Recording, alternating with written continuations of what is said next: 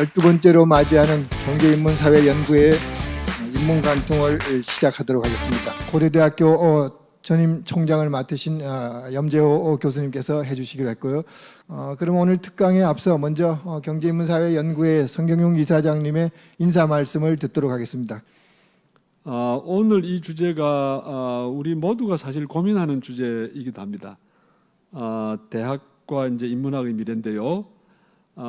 세상이 다 실용적으로 흘러가더라도 끝까지 살아남아야 될 것이 저는 인문학이고 대학이다 이렇게 생각합니다. 그런 고민을 하던 중에 오늘 우리 염재호 교수님 오셔서 좋은 강연을 해주실 텐데 감사합니다.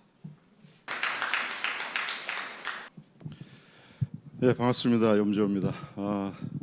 여러분들 이렇게 귀한 자리에 초대해 주셔서 너무 감사드리고요. 특별히 이제 제목이 굉장히 거창한 대학과 인문학에 대한 걸 얘기를 해달라고 그래서 그런 것의 관점에서 이제 자유롭게 주제를 정해서 얘기를 하라고 그랬는데 며칠 고민하다가 이 대학과 인문학의 미래에 대해서 한번 정리도 좀 해보고 이렇게 고민 좀 해보자 그래갖고 그냥 이 제목을 쓰기로 했습니다. 97년에 포브스 잡지에서 인터뷰했다는 건데 30년 후에 대학 캠퍼스는 역사 유물이 될 것이다. 현재 대학 살아남지 못한다. 토마스 프레이도 2030년 정도 되면 세계 대학 절반이 사라질 것이다. 이렇게 얘기해서 대학의 위기를 얘기합니다. 대학에 대해서 뉴욕 타임즈에서 얼마 전에 이야기한 것이 대학이 이전에는 우리의 이성을 깨워주는 계몽하는 인라이트먼트라고 얘기했는데 요즘은 unemployment factory, 실업자를 양산하는 공장이다라고 얘기를 한답니다. 우리도 청년 실업이 심각하지만은 유럽은 지금 평균 한 30% 이상이 청년 실업입니다. 대학이라는 곳이 직업을 갖기 위한 곳이다라는 생각은 20세기의 산물인데 그 생각은 빨리 버려야 될 거라고 생각합니다.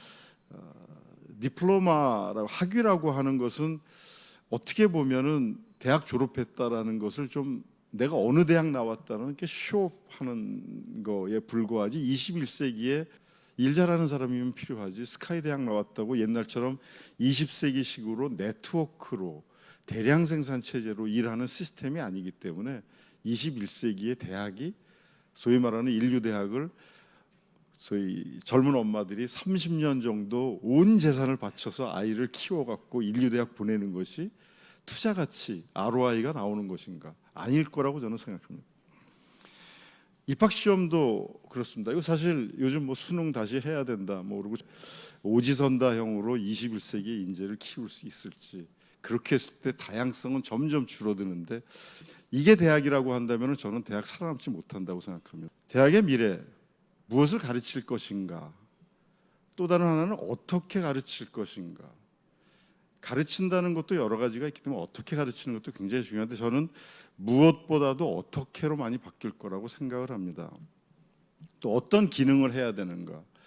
유럽에서는 대학은 고등교육은 국가의 자원이라고 생각하기 때문에 당연히 국비로 공부시키는 국립대학들입니다. 우리나라는 일본하고 미국하고 세 나라가 유일하게 사립대학의 비율이 큽니다.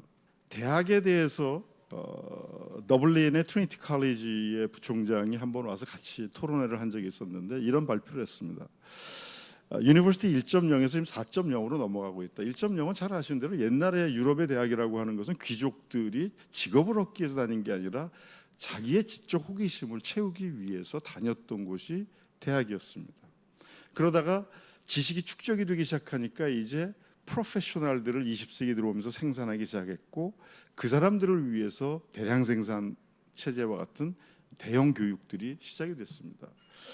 3.0은 이것을 사회에 어떻게 활용을 할 것인가 또는 더 나아가서 누구나 다 이갈리테리안적인 관점에서 제2차 세계대전 끝난 다음에 누구나 다 고등교육을 받을 수 있는 기회를 주자라고 해서 확산이 대학에 굉장히 많이 됐다는 겁니다. 엘리트를 위한 것이 아니라 그러다가 21세기 들어오면서부터는 유럽에서는 네트워크 대학으로 많이 바뀌고 있습니다. 기업하고의 네트워크 또는 학교와 학교하고의 네트워크 에라스무스 플러스를 보게 되면은 유럽의 대학들은 이제 자기가 원하는 대로 가서 수업을 듣고서 뭉쳐가지고 대학을 졸업하지 어느 학교에 들어가서 4년 동안 극과에서만 하는 것은 전혀 없습니다.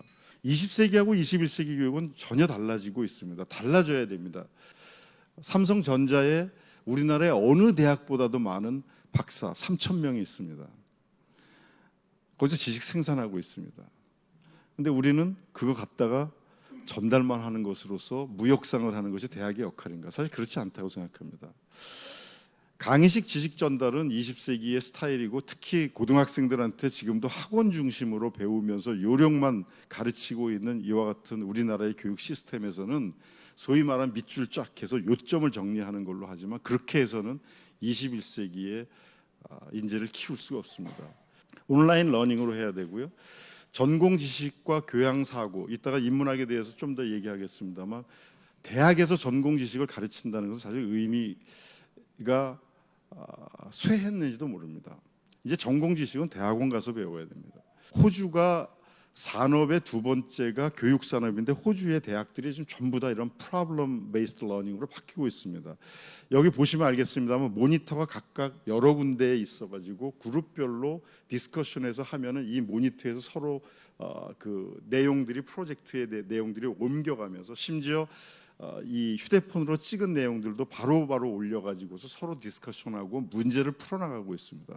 나중에 이야기할 미네르바 대학 같은 경우는 아예 캠퍼스가 없이 전 세계를 돌아다니면서 한 학기에 한 도시를 정해서 그 도시의 모든 도시 해결 문제를 풀어가는 프로젝트식으로 수업을 하고 있습니다.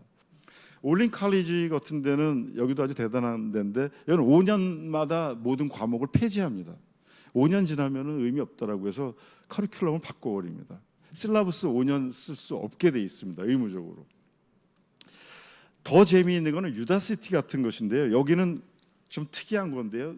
4달 동안 하는 나노 디그리나 그 프로젝트 중심으로 하는데, 1대1 멘토십으로 가르치고요. 이제 온라인으로 가르친다 멘토도 하고, 그다음에 여기에는 돈을, 수강료를 이것은 받습니다. 근데 받았는데 취업이 안 되면 돌려줍니다. 굉장히 다양한 아이디어들을 가지고 있습니다. 싱가포르 국립대학이 세계에서 이제 10위까지 될 정도로 정부에서 엄청 투자를 많이 했습니다. 그런데도 스틸 헝그리다라고 얘기해갖고 총장이 무슨 얘기를 하냐면, 기업에서 자기네들을 너무나 많이 이렇게 컴피티션하면서 데리고 가는데 돈을 안 갖고 간다는 거예요. 이게 정당한 건가? 국립대학인데 우리는 잘 가르치는데 왜 잘 가르쳐야 되지? 우리 더 투자해야 돼. 더 잘 가르쳐야 돼. 돈이 더 필요해.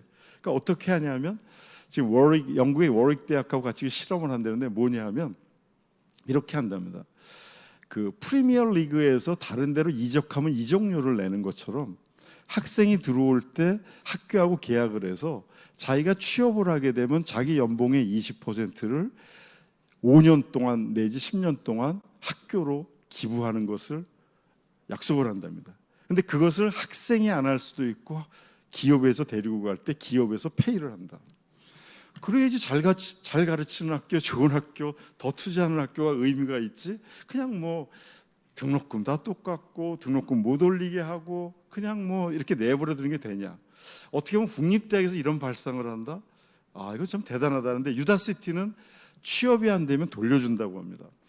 또 다른 데는 프랑스의 자비에르 니엘 같은 사람은 이 인터넷으로 돈을 많이, IT로 돈을 많이 버는데, 자기가 어떻게 했냐면, 이제는 산무, 강사, 교재, 학비 없다. 공짜입니다. 여기는 전부 다 IT 강의를 공짜로 해줍니다. 자비에르는 자기가 하겠다는, 민간에서 나와갖고 공짜로, 다 공짜로 가르칩니다. 대표적인 또 다른 거가 칸 아카데미, 잘 아실 텐데, 여기는 수학 가지고서 수포자들한테 분야별로 무조건 다 공짜로 하는데, 이제는 경제, 예술까지 다 확대해갖고 무조건 공짜 강의하고 있습니다. 베니스의 인터내셔널 유니버시티, 이런 대한대학이 나올 것 같습니다. 이게 베니스 이탈리아에서 외교부의 사무총장 하던 양반이 자기 이제 정년한 다음에 뭘 만들었냐면, 베니스 앞에 있는 작은 섬을 불화를 받았습니다. 그게 한 바퀴 도는데 15분도 안 되는 작은 섬이고, 거기가 옛날에는 수도원하고 정신병원이 있었던, 이렇게 돼 있는 한 그 산마르코 광장에서 10분만 가면 되는 데인데, 여기는 총장만 있고요. 그다음에 베니스 대학에서 파견 나온 2명의 교수가 운영을 합니다. 어떻게 하냐면, 전 세계 19개 대학, 아주 유명한 대학, 뭐 프랑스의 보르도 대학이라든가 뭐 그 뮌헨 대학이라든가 독일은 한 나라에 한 대학씩 있고, 미국만 이제 보스턴 칼리지하고 듀크 대학이 들어와 있는데, 어떻게 하냐면은 1년에 6만 유로, 그러니까 한 7, 8천만 원을 내면 멤버를 합니다. 그러면 교수를 한 학기에 2명씩 그 학교에서 파견할 수 있었고 실라버스를 만들어서 1년 전에 거기 아카데믹 커미티에서 그것을 선정을 합니다. 그리고 모든 학생들은 교환 학생으로만 되어 있습니다. 한 학교에서 20명까지 보낼 수 있습니다. 재미있는 과목들을 엄청나게 많이 만들어서 여기서 합니다. 그러니까 여기는 네트워크 대학인 거죠.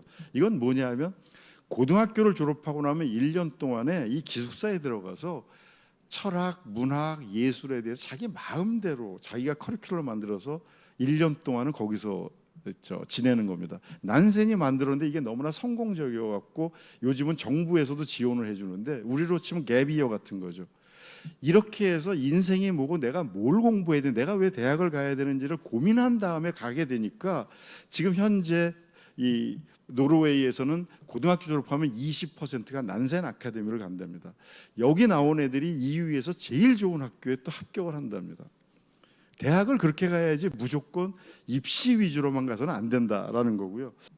3G 유니버시티, 이건 이제 큰 개념에서 얘기를 하는 겁니다. 이건 무슨 얘기냐면 Third Generation University인데 여태까지 인류는 60세 정도까지 사는 것을 기본 패러다임으로 살았습니다. 그래서 2 Generation을 살았기 때문에 30년 이제는 90세 살게 됐습니다. 50대에 다니는 학교를 만들어야 되고 50대 은퇴한 사람들 거기 기숙사 활용해 갖고 100만 원만 갖고 살면서 지적 호기심 자극하면서 살 수 있는 그런 대안을 만들어 줘야지. 애들 안 온다고 애들이 누가 갑니까? 지방에 이제 안 가지 않습니까? 좀 아이디어를 가지고 하게 되면은 교육의 미래, 인문학의 미래, 대학의 미래가 그렇게 저는 어둡지만은 않다고 생각합니다. 생각을 안 하고 20세기로 문제를 풀려고 하니까 강사 더 쓰세요, 수능 늘리세요, 이런 식으로 접근해서는 저는 안 된다고 생각을 해서 학원 없애야 되고요.